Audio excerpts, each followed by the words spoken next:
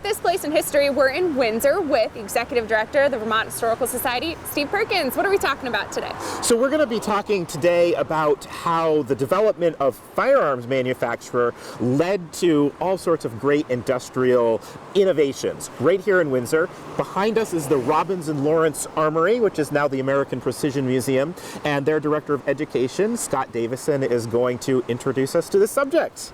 The first use of this building was an armory, correct? Can you tell us about that? Yes, that's right. In 1843, Robbins and Lawrence received a contract to make 15,000 rifles for President Polk for the Mexican-American War. They also got the bid because they were 10 cents per gun lower, but they convinced the government that they could do interchangeability in the parts of those rifles. The display here is fascinating for people who are gun aficionados, but the more important story is these represent a period of 4 years during the Civil War, when we started out in 1861 with a musket loading rifle, single shot. If you were really good, you could get 3-4 shots off in a minute.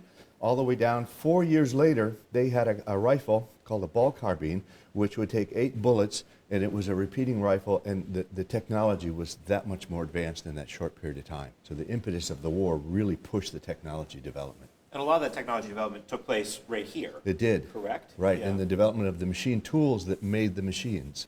Now, after the war, you had all these machine tools, but not the need for all of these guns anymore. What happened?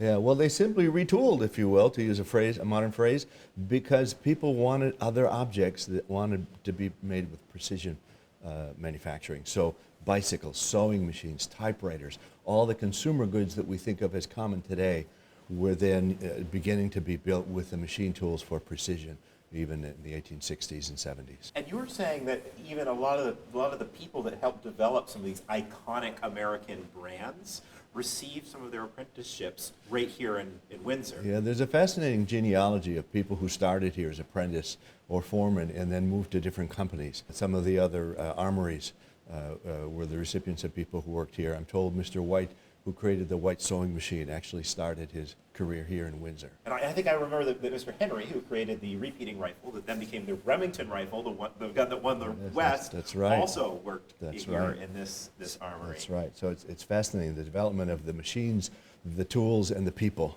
and their skills started in places like this, all up and down Precision Valley in the Connecticut River. At this place in history.